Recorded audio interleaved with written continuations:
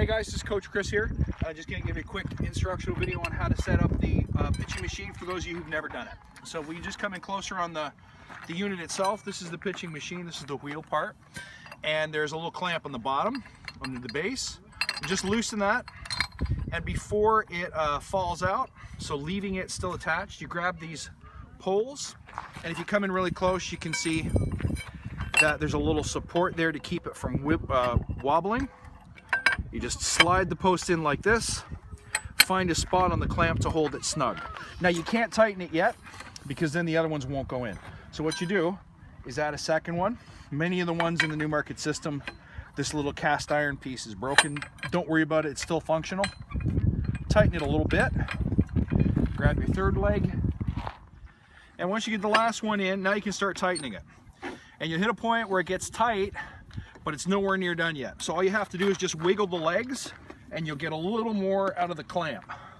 Just wiggle the legs a little bit, and after you've wiggled them, you feel they're no longer moving, you're good to lift the machine up. So all you do is roll it.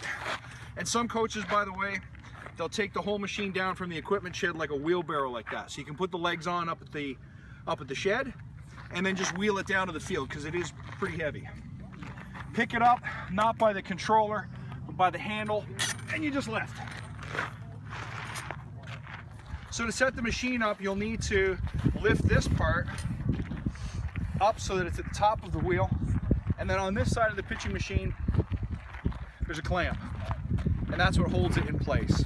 You don't need to over tighten it right now because you're going to have to calibrate it, and I'll show you how to do that in a moment.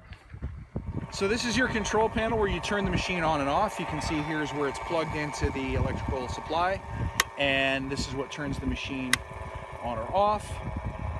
In a rookie ball, I believe the speed is 35 miles an hour. In junior rookie, I believe it's 25. And you simply tune the speed using this big knob here, and the digital display will show you how fast it's going. Now to set it up, you have someone stand at the at home plate, and you have an adult hold it about knee high, or you have a kid hold it around waist high. And the idea is to just feed a ball into the feeder, and that one's going to come in a bit low.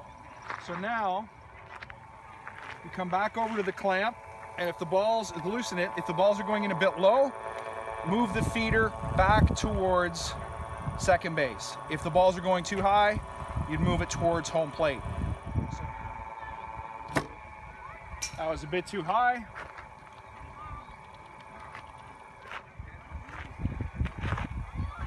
So we'll lower it by moving it towards home plate a touch.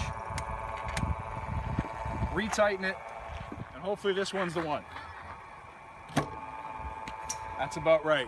That's right across the plate and at the right height. And that's how you set up the pitching machine. The cable has to be buried. You can dig a little trench with the claw of your hammer and then lay the cable into it and fill the dirt back in. That way on the first base line, the kids don't trip over the cable as they're running, and the kids inside the field don't trip over the cable as well. That's pretty much it for setting up the pitching machine. There you go. Thanks guys, see you soon.